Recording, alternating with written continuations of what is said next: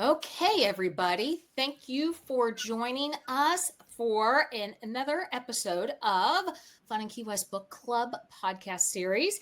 And today we have with us Richie Conch Gomez. Do a little bit of an introduction for our viewers here. Let us know who you are. So I just threw it to you real quick, didn't I? that's a big question. I was born and raised in Key West. I come from Cuban heritage and went to school in Key West. Never graduated, just like in the book with Norberto Leeds, the legendary smuggler. Although I'm not a legend, only in my own mind. Okay. But I grew up in the fishing industry, from commercial fishing to the charter boat industry, and I've made a great living. First as a commercial fisherman, lobster traps and diving in the Bahamas for lobster and grouper and all that great stuff. It's just been a wonderful life, and I started very young, just like Key Westers do, diving off the shorelines, conchs and lobster, and it just continued on. Once I got that sea blood in my veins, I needed the sea. Now I'm retired and I live on the sea. Now, if you can see my view there, I'm right on the ocean, and I get to look out there and know that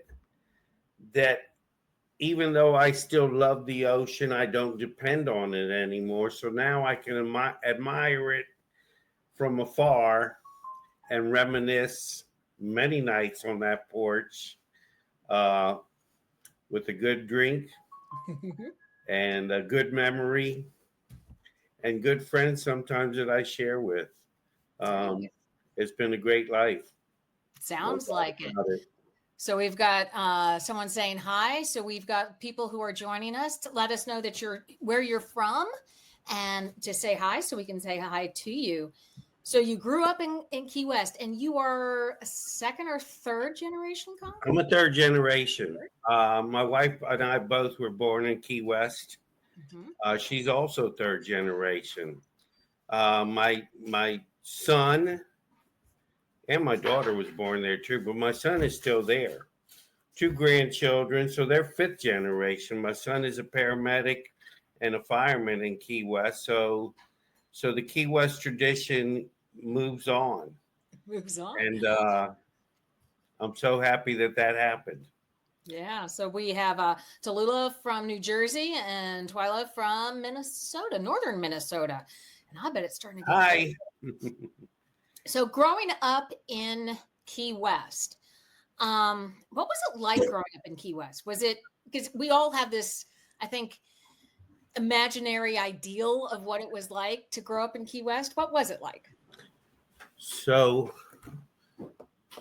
I came of age in the 60s, I was born in 1957. So around 67, I was able to start moving about the town. Right. A bicycle got you everywhere. Corner stores were the place where we got all of our groceries. Although there was occasionally a big grocery store uptown, we all lived in little neighborhoods where there was a corner store within 2 blocks.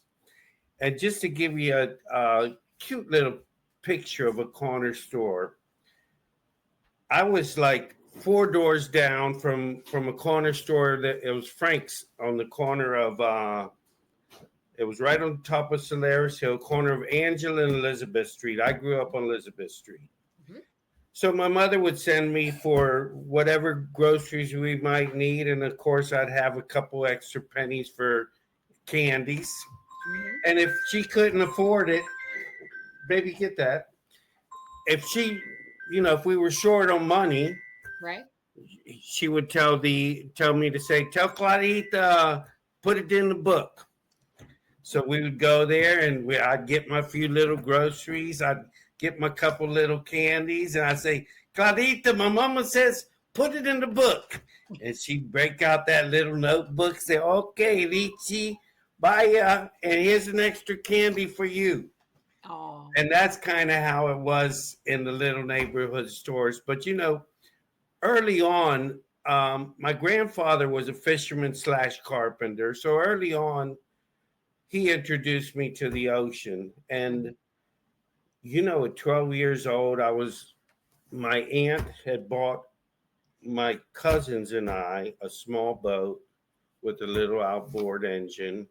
And on weekends when we weren't in school, we would go diving along the south side of Key West and get conchs Mm-hmm. and sell them at Yankees Corner, which was the southernmost point. But back then, Yankee was the original guy. Mm-hmm. And my grandfather would work with him occasionally when he wasn't fishing or doing carpenter work. And he's the one that turned us on to bringing those conchs to Yankees Corner. So we would have a boatload of conchs, putting all the way to Yankees Corner on a weekend or during the summer. The boat's overflowing with conchs, and here we are. We pull up, and conch trains are pulling in and taking pictures of us. And man, I thought I was a celebrity. I'm taking all those conchs out, and the conch train guy says, "Look at the little conchs with their little conchs," and it was just a big deal. So, I mean, from an early age, I thought I was a celebrity, but that's how small town life was for me. There's so much, that question could take the rest of the night, I but there's know. a piece of it. Well, what's interesting though, as you're talking, and as I went through and did some research on you, a lot of what you just said and a lot of the stories that you talk about, you sprinkle throughout Key West: A Smuggler's Tale. Oh, absolutely. So You there's know, a go lot ahead. of, a lot of, I mean, all the stories that are in that book happened besides one, but they weren't always my stories.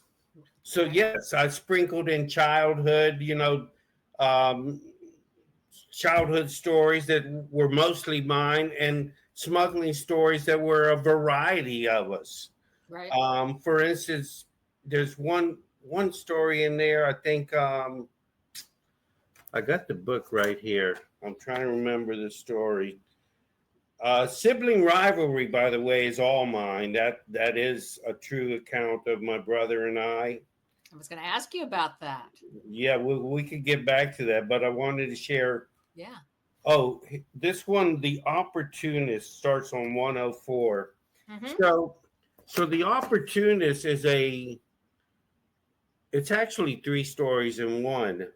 The first part is there was a guy in Key West that was the best at finding bales.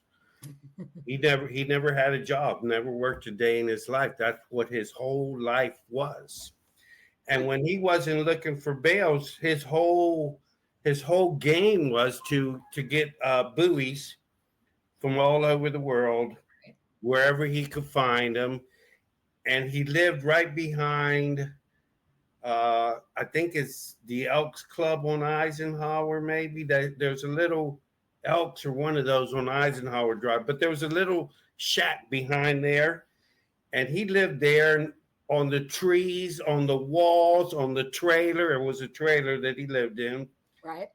Rows and rows of strung up buoys everywhere from just going out and finding buoys when he wasn't finding bales. Right. And then so you have that part of the story. Then you have the part that was me. My first wife and I, um, we would we would go taking marijuana up and down the roads of the United States, and we would use that uh, just married kind of thing to move through the states, and Mhm. people would beep at us, including state troopers. And I did have state troopers. One state trooper buys donuts in a donut shop about 4 in the morning. And then the last part of that story is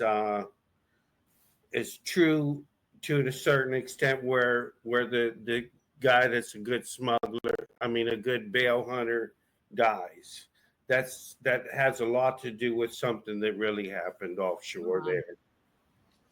Yeah, it was dangerous. So I'm getting some feeling, and so if there's some comments here about, cool book is truth, not fiction, and that they listened to your interview from a while ago before they read your book, and they just loved the book. I have to say that everybody was just head over in the book club, all about the book. I agree. One of the comments here is that it was fascinating, and we were all having these. I bet there's some grain of truth here. So you talk about growing up, you're out on the water, so there's some of that, tale and that connection in the book of understanding the currents and the tides and all of that. Yes, yes. So I heard in one of your interviews that one of the true stories in there was a depiction of how you did your first cross the ocean trip. Is that right? Yes, yeah. That was called the beginning, Mm-hmm. and that was my first trip, and it happened almost. It happened almost exactly like that, including being seasick for 3 or 4 days. Yeah, I mean, that So, must have been miserable. You couldn't get off the boat and make it stop. so I tried to describe it as best I could, but I literally could have died and Oh, been happy and been happy. you That's how almost wish bad you it had, is. right? Yeah, because just think about it. So you're on a boat and you get seasick. You go on fishing, you get seasick. You know you're coming back soon.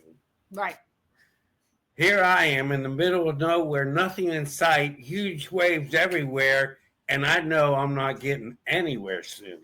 Right. So just that, and you think it's going to go away, but once it sets in, it takes a long time to go away, days, a matter of fact, and Yeah. being so sick that you can't hardly move. Oh my But yeah, goodness. that whole story is very true to life, though. And I put in that story a couple times thinking of Tarzan, because my best friend and I, we grew up watching the best Tarzan ever, which was Johnny Weissmuller. Right. So I always think of adventures as, oh, what, Tarzan, because that was the greatest adventure you could watch on TV every Saturday. Right. So when I get to the jungles, my head is like, man, this is like Tarzan, and I'm living it. Look around, and seeing parrots flying around. Never saw a parrot in my life besides in a cage, and Right. hearing at night the monkeys and different sounds of the jungle, and being tucked in this little spot, and praying that everything's going to be okay, because that in the beginning, that story, that wasn't part of the plan for me to be there overnight. We were in, we were out. Right. Yeah. And the part that isn't in the book, when I get into that Golfo de Uraba, there's a Coast Guard in the very entrance of that. Ooh. So I'm thinking, okay, well, they got me bottled in. They Mm-hmm. got us bottled in. So yeah, that was a good one. Yeah, Uh, sounds like it. it was fun So carrying all of that. So how long were you in Key West? I understand that you had a frequent visitor that was works with the feds, and they would come visit you quite a bit, and then that prompted a decision to leave. Yeah, I'm not sure where you heard that, but I probably said it before. So let me say again, I did leave Key West for a period of time Mm-hmm. with my first wife. She was involved in so many things with me. Um, but a friend of ours had died on a mission, Mm-hmm. and because I knew things that I shouldn't know, Right. an FBI agent came to see us, and said that he was going to be sending me to prison.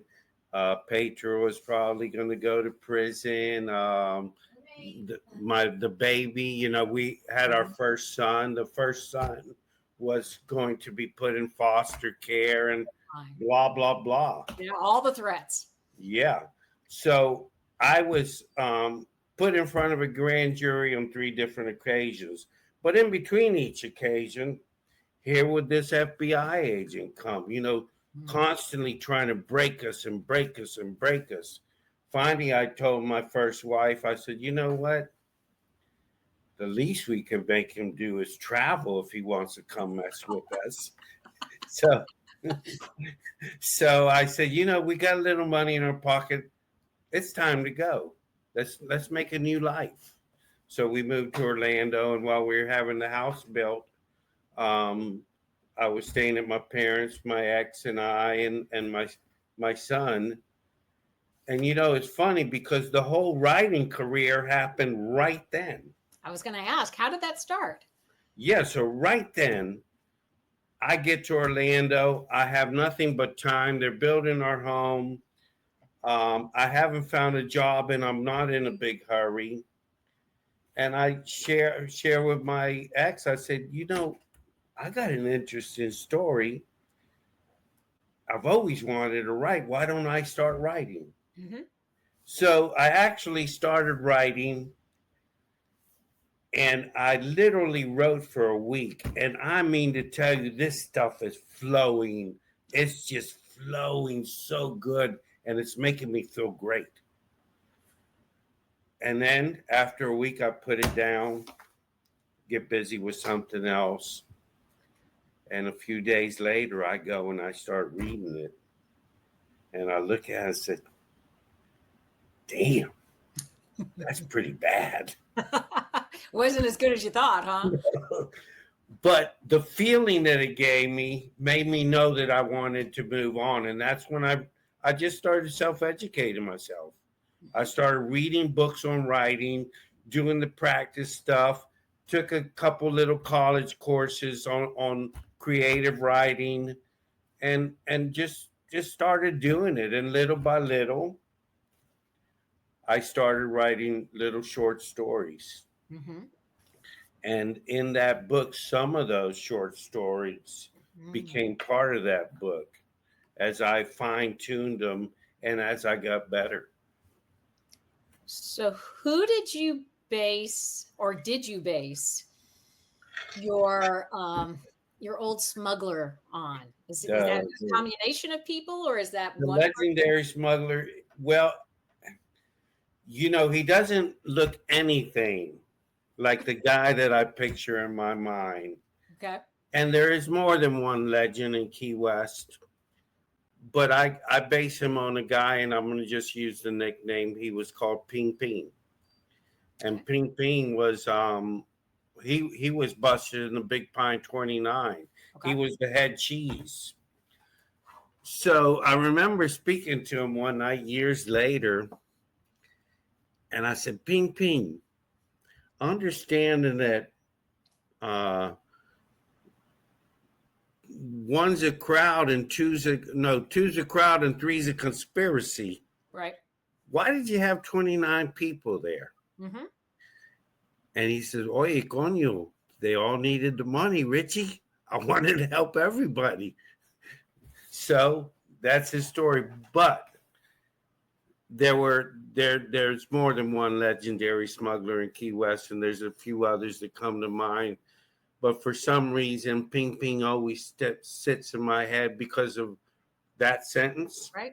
And because of what people thought about him. Yeah. He was a trusted individual. He was a friend to everyone. If you went with Ping Ping, if you were in with Ping Ping, you were in the safest hands possible. Sounds like that's how you made your character be so. I found him very endearing and very loving and very somebody that you would just want to sit with, and that you knew no harm would come to you. Yes. I just felt like he was just endearing. And that's why, as I describe him, I wanted to put in what I thought that Ping Ping thought on many occasions, because I just knew how loved he was, and he had to have been loved for a reason. I know that nobody ever turned evidence on him. He was caught red-handed, and that's the only reason, he did his time. Yeah. So as we read the book, and one of the first images is, Belafonte starts to come through the courthouse. Yes. Is that your experience of going through that courthouse? Well, it is my experience of going through that courthouse, but my experience of being in that courthouse is two times. Right. Okay. One was when when my brother was being they were trying to set up bail for my brother. Right. And two was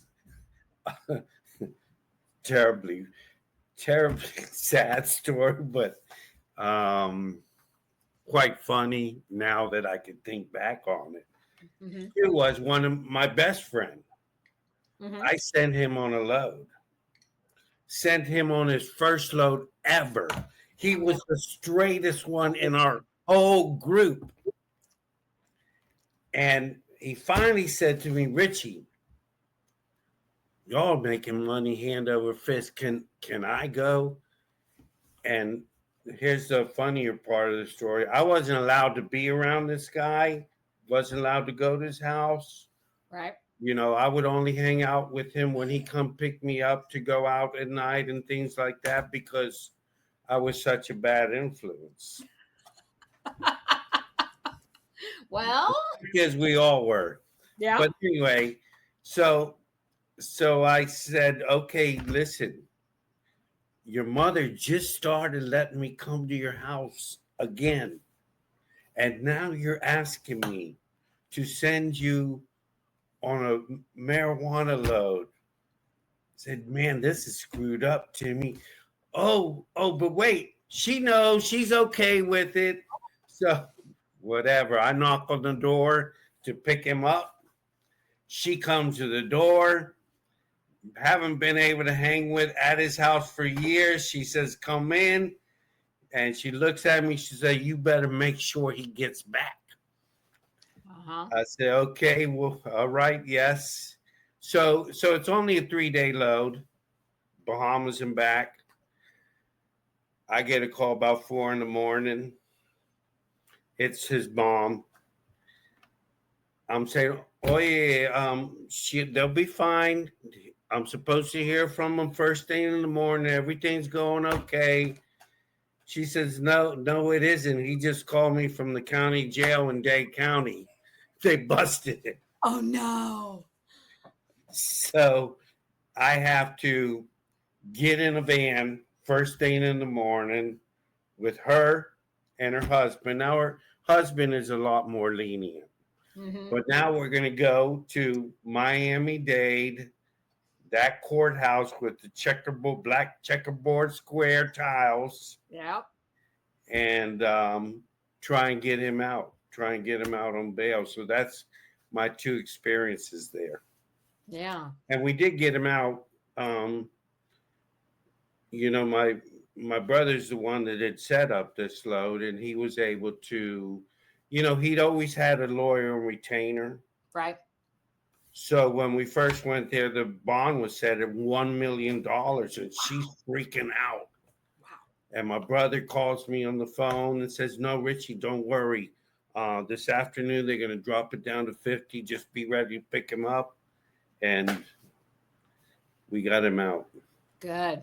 But yeah, it's a scary place. I bet. Do you have any problems talking about your brother? Because there's a dynamic. There's a dynamic in the book with the brothers. Yes. Based on your relationship with your brother. So there's a bit of truth in he skipped bail. My brother skipped bail. You've never heard from him, just like the book? Nope. No, I think about him often. And we did have a love-hate relationship. I was so mad when I found out he was gone. And, I still carry a little bit of that anger, sadness, because now my parents are both gone. Yep. He wasn't able to be with them. Right. That's what a huge Mm-hmm. blow to them that was, Yeah. to lose their son and know that he was never coming back. Mm-hmm. So yeah, that's always Was it helpful when you were writing those stories just to oh get it on God, paper? I was bawling my butt off. So you were doing My like that wife whole would come author. out. Oh, I was pouring the tears, man. I was crying so much. My wife would come out and said, "You still writing about your brother?" I said, "Yep, I'm still on that story." It was helpful. Good. It kind of wore off, and now I'm back to normal. Hate, love, anger, want All to the hug emotion. him, want to hit him. Yeah. You know, it's crazy to me because in my mind, I know that after all these years with Facebook wasn't even existent Oh, there. no. There's got to be a way Mm-hmm. that he would be able to reach out to me. Yeah. Couple of times I posted a little something on my Facebook, which would give him the hint Mm-hmm. that I'm paying attention. Mm-hmm. Send a message, let us know you're okay. But he was never that guy. He was the guy I described in the book. He was a selfish, self-centered human that really didn't, he cared more about himself than anybody else. Yeah. Yeah. It, and what I like about it in the book is, and just like you just said, you didn't make it over the top, that it was this horrible relationship. You pointed out that there were good things about him. Oh yes. Just like we have that one relative, all of us have at least one relative where we're like, oh, please don't let them be at Thanksgiving. Please don't let them be there. But it's also very plain as to the impact that him skipping bail and just leaving had on not only you but the whole family. And I think you did it very well in describing that. Yeah, I appreciate that. It was definitely the most meaningful story in the book to me, although they're all meaningful. Yeah. But to me, it was, man, I just got so much out of my system right in that story. So you grew up on Elizabeth Street, right? Yes. 625. 625 Elizabeth Street. Did it have 6 steps as you walked up to the porch? Because Is there's, that I what I think, put in the book? I was wondering, I was trying to No, find the I, page I where he count. goes to meet them on the porch, and I was wondering if it was 6 steps and you were there was 4. So I didn't know if you were recreating your front porch. I was recreating that. If I put 6, I'm wrong. It's 4. I don't know for exact. I was trying to find it here in the book where it was, but I Yeah, thought about it whenever yeah, I walk by that house. I'm like, in my mind, I'm like, he recreated this. yes. This is where that final What scene a is. That. bunch of memories right there. I tried to because it's a vacation rental right now. Uh-huh. And when I was there one time, I tried to call the vacation rental place, but they said it's rented. I knocked on the door, and the guy that was renting the place, I explained to him, but I guess he didn't know whether to trust me or not. So I wasn't able to get in. I want I want to walk through that house one more time, just like that country song. What's Yes. that? House that built me. Yes, love that song. I do And too. that house built me. And across the street was my aunt at 626. That house built me. Down the street was my best friend at what was it, 632. Mm-hmm. That house built me. The corner of the store, Yep. Frankie's, with Clarita sitting there writing all her little payments. That store built me. Yeah. Down the street on Elizabeth Street, there was a home, and it would have to have been on the 700 block. Right. And we would go there for 2 cents. You would get a lily dilly and a little Dixie cup, and each Dixie cup had a joke on it. Oh, I remember those. Yeah, so that built me. Mm-hmm. What flavor do you have today, Josepha? Oh, I got grape and strawberry, baby. I want the strawberry. All of that built me. Oh, that's awesome. So Kelly is saying she thinks it says 6 as well. Twyla's wanting to know, is the final story true? The final story. That's the Which one is the final? Where the son. where the That son is real dad. Is that what she means? Where the son is real dad? no. God's purpose. No, it isn't true. Okay. There's a lot of truth in it. Okay. But I embellish it. Are we talking about the story to Cuba? Can you ask? Is it? We'll see if she'll put it in the comments there. Okay. So, Dictator's retribution. Yeah, so there's so much truth in this story. mhm. But did Castro execute someone? No. No, Well, he did, didn't. but not those in the story. Yeah, so he executed many people. Yeah. But not from my story. But there's some great true stories about, Key West people being busted in Cuba and the things that happened to them. Yeah. Yeah, there are. So you do end up coming back to Key West before you leave again, but you come back to Key West and you start a charter company, right? Yes. So by before we get into that, she's saying about the father not being the father. It was his best friend. oh no, that I had to tie everything together. Nice. Right? Yep. Because you want a book to tell a story and to teach a lesson and to see that the lesson was learned. So I had to tie it all together, and that's how I did it. And I wanted there to be a reason why the journalist was accepted into the legendary Smuggler's world. That made sense. And then I wanted that purpose to continue through the book with little hints as we go. And if you'll follow, you'll see numerous hints that say something bigger is coming. Yep. She says, thanks. It was heartwarming though. And I agree. I liked how you tied that all up. Thank you. So you come back to Key West, you start a charter company. Mm-hmm. You grow up pretty well. And then it becomes all consuming, right? Well, I divorced my first wife, and that's when I came back. And then I found this beauty over here. She's got a great name, by the way. Yes, she does. Yes. But she's 2 L's. Uh-huh. Yeah, so I just came back to what I knew. When I had left the first time, I'd already entered the charter boat industry from the commercial fishing industry.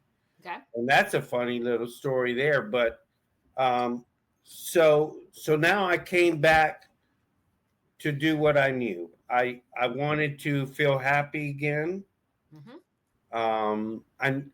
I felt like I was abandoning my children, but the reality was I needed to get to a place where I could be happy again. And the way it worked out, I saw my children all the time. Oh, I bet. In fact, my ex would bring them to me Mm-hmm. on every single vacation, and then I would drive them back. Yep. So when I came back this time, went to work with one of my friends at the Charter Boat Row, and I really started to get ambition to do things not illegally anymore, but legally. So I started growing in the industry, started getting a great reputation, and I finally decided to try my hand at ownership. Yeah. And it went from 1 boat to 5 boats before I finally retired from that industry in 2017. But the way I entered that industry was one of my friends was going to prison for smuggling. His daddy and him owned a boat called the Wild Bill. Okay. And I was kind of in between jobs in the commercial industry. He said, Richie, why don't you do this? Why don't you come to the dock? Let me show you how to fish offshore. Mhm. And while I'm in prison, I want you to work with my dad. And so that's how I got in the industry. Wow. It all ties together, doesn't it? Yes. It does. So it sounds like to me you have a lot more stories to tell. So Oh are you wow. working on something new? Yes. Man, I had a writer's block for a while, but it's flowing again. Yeah, so I am working on another book right now, and it's kind of the same genre. You know, we're still smuggling, but it's two characters, and this is going to be more like me Okay. than any other book because I grew up at 626. My friend grew up at 632, and Mhm. my friend is the guy that got me in the industry. Okay. So we grew up playing together at Harrow School and all the other places. So the way this book is going to work is that we're going to be back and forth from from the 60s, you know, me and him growing up together, Right. uh to the past, me and him smuggling together, and now we're two old men traveling together to every place we ever smuggled and to every friend that we ever smuggled with. Right. And if if you paid attention in the book, there is a certain place that I bring fate out, Mhm. and I make him a a storyteller. He's helping to tell a story, Right. you know. So in this book, Fate is actually narrating the whole book. Ooh. So Fate is telling the story. Fate is taking you back to their childhood, Mm-hmm. back to their smuggling days, and to the present time when they're both old men visiting all the old haunts and reminiscing together. Oh, that is so cool. So when do Yeah, you it's going to think be it really might be good. out? When do you think it might be out? Man, you know, I'm trying to talk Michelle into going up to the mountains for at least part of the winter, and I want to really concentrate on getting it finished. You know, it I would have been done with this book already, but life has been getting in the way, something fierce, Yeah. and this writer's block that I didn't really understand happened to me in a really big way. I'm excited again now, and I want to get it done. I wish I could say that it'd be done within the next 3 months, but I can't. If I could sit there every day and do it, it would. I would say, realistically speaking, 6 months. Okay. Well, we will definitely keep an eye out. I will give everybody an opportunity in the chat to ask any questions they have. But while we're waiting for that, you visit Key West. What Yes. is your first stop and the best place that you go for food? For food, Mm-hmm. Well, give them there's two. Okay. No, there's three. There's three. Okay, wait over to the three. Can I give you three? You can give me three. La Trotte on the beach, Mm-hmm. El Siboney, Okay. and Chico's in Stock Island. Wow. Those are really good choices. Yeah. But a lot of people probably want to go. Oh, to and places. now more often we go to Muchos. They're very good friends of ours. So, uh, you know, we kind of lost contact with them for a while, but now every time we go, we have to go to Muchos. Tell But them yeah, about- tell them what, about the baby. breakfast places that people love with the roosters and all. Oh, she wants me to tell you about the breakfast Yeah, place. people love to go to those places in the morning. Well, we love Harpoon Harry's, Oh, I do too. I love and of Harpoon course Harry. Blue Heaven. Yeah, that's the popular one. You know, for sure. Blue Uh, Heaven, You know, when I was growing up, Blue Heaven was a pool hall, Really? and that was all Blacktown, man. Let me tell you, if you walked in that Blue Heaven, what was it called back then? Um, It might have still been called Blue Heaven, I don't know. but if you walked in there as a white boy, you better know somebody. Hmm. It was a rough place. It's hard to imagine, huh? Yep, crazy. So when you go down there, do you have a favorite place that you go for happy hour, or a favorite place for an evening cocktail? Latrotte and Marriott Beach, but Yeah. a lot of people want to veer towards downtown. She's Well, a lot of people. So She's your tour director, right? So our favorite place, quite frankly, is Latrotte on the beach for happy hour and dinner, and Right. Tavern in Town. Tavern in Town. You know, That's a great both place. uptown, but that's where we want to be. Yep. Yep. I'm not really much into the whole Duval scene anymore. I'm sure there's some great places back there, but for me, Tavern in Town and Latrotte, that's where the older people hang out. Yep. Yeah. They have a great happy hour over there at Tavern Oh, in Town. they do. They do. Yeah. At Tavern, what a great happy hour. Yeah, they The do. tapas and the 2-for-1s of even the premium liquor. You can't beat it. Yep. Yep. Kelly's saying that Blue Heaven is amazing. Lula Mhm. is saying Harry's is the best. I do like Harry's. I always remind Yeah. people they only take cash. This There's is an ATM so. there. Speaking of, they only take cash. That's right. Yep. Speaking of Harpoon Harry's, when I would say in the late '60s through most of the '70s, it was Fisherman's Cafe. Now they're over next to Schooners. Fisherman's Cafe is? Yeah, isn't that what it is called? They're only open for breakfast and lunch. It's over there along Lazy Way. I don't know because I don't get there enough. Yeah, I think it's over there across from Kermit's over there. Okay. I don't know if it's the same place. It has the same name. Well, it can't be the same people because they're all dead. Yeah, but I think they took It was just they had the great Cuban food, and you could always go in there and get Goliath grouper, when that was legal. So that was definitely one of my main spots back then. Yep, I bet.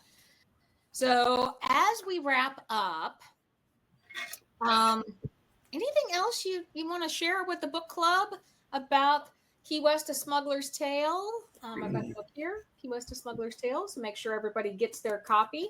I'm going to put in the show notes a link to the Key West: A Smuggler's Tale, and also go ahead and put a link to your Facebook group or your Facebook page so if they want to reach out to you and get more information. Great. Oh, that'd be great. Yep, we can do that. So if there's no more questions, I think what I'd like to share is the this one will be a little tough. The importance of me, and I wanted to make sure it was in the book everywhere. Mm-hmm. The importance of the memories I have of friends that didn't make it. They're numerous. Mm-hmm. And I still think about them just like in the book. They're caught up in my mind in little cobwebs and little corners. And just like those Belafonte memories- talked about those friends that he lost. What's that? Just like your main character there, the Yeah. smuggler. He lost I mean, it. listen, if you that character is my personality and it's my thoughts as far as how I want to know that I want to and I pray that my brain continues to function well. Mm-hmm. I want to never let them die in my mind, and I wish I could name them by name because I honor them and I cherish them. Yeah. But And it comes across in the book so well that you have so much love and respect for these people, be them, made up or, people that are based off of others loosely, that it really shows. And we all got so attached to the characters and wanted them to win and to not go to jail or lose everything. Right. And we just absolutely loved it. And so your writing and your stories really conveyed to us the humanness of these people. They're just so real, and you're just cheering them on so that nothing goes wrong. It was. Well, if I could get you to cheer on the bad guy, I've done a lot.